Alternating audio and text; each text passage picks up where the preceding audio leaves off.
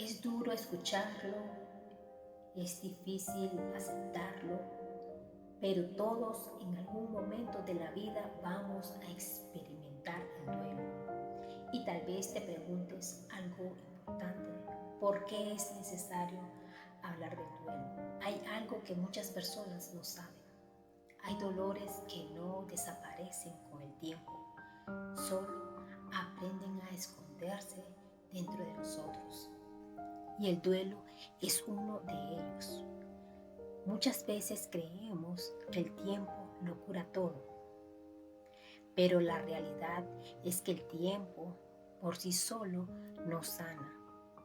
Lo que sana es lo que hacemos con ese dolor. Por eso decidí hacer esta serie. Pero al mismo tiempo es algo de lo que casi no hablamos. En muchas familias, cuando alguien muere, lo que sucede es que todo el mundo sigue adelante como puede, pero casi nadie habla realmente de lo que está sintiendo. El dolor se vuelve silencioso y ese silencio muchas veces se queda viviendo dentro de nosotros por años.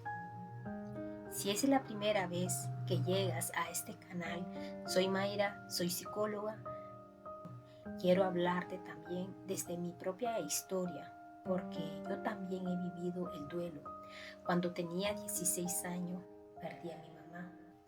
Y a esa edad uno todavía es muy joven para entender lo que significa perder a alguien tan importante.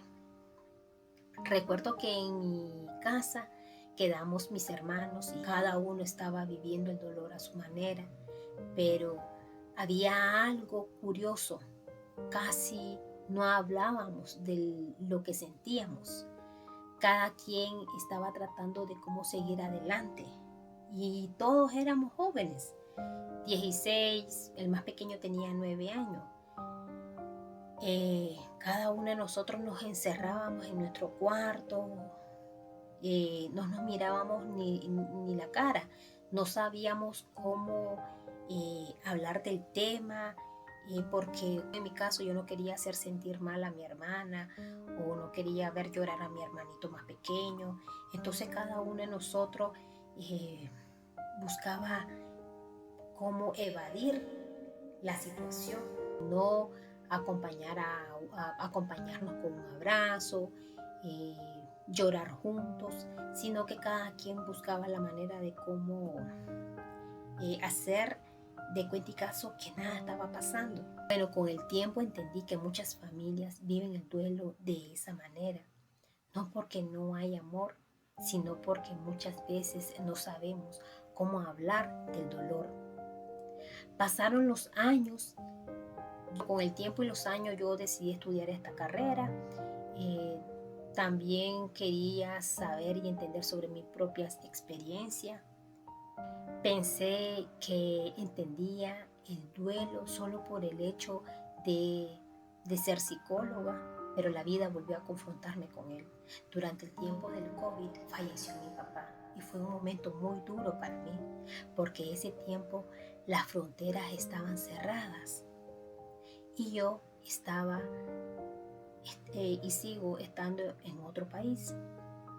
Además, en ese entonces tenía mi bebé que estaba pequeña. Simplemente no pude viajar, no pude despedirme de mi papá. Y cuando una persona no puede despedirse de alguien que ama, eso deja una marca muy profunda en el corazón. Ese tipo de despedida que no ocurren también duelen mucho, pero la vida todavía me tenía preparada otra experiencia más difícil.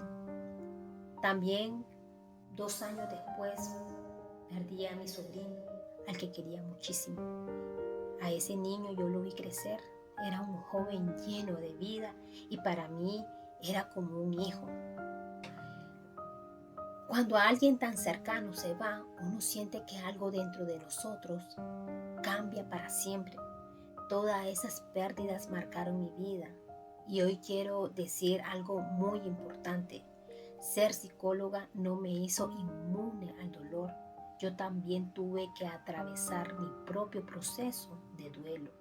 También tuve momentos de tristeza profunda. También tuve silencios, porque el duelo no distingue profesión, no distingue edad, no distingue fortaleza emocional. Es una experiencia profundamente humana. Y muchas personas creen que el duelo es solamente llorar porque alguien murió, pero el duelo es mucho más que eso. El duelo es el proceso emocional que vivimos cuando perdemos algo, alguien que era muy importante para nosotros. Pero también puede ser una relación que terminó, un sueño que no se cumplió, una etapa de la vida que se cerró. Cuando algo significativo se pierde, nuestra mente y nuestro corazón necesita tiempo para adaptarse a esa nueva realidad, y ese proceso es el duelo. Pero hay algo muy importante que quiero decirte. El duelo no siempre se ve de la misma manera. Hay personas que lloran mucho. Hay personas que se quedan en silencio. Hay personas que sienten enojo. Otras que sienten culpa.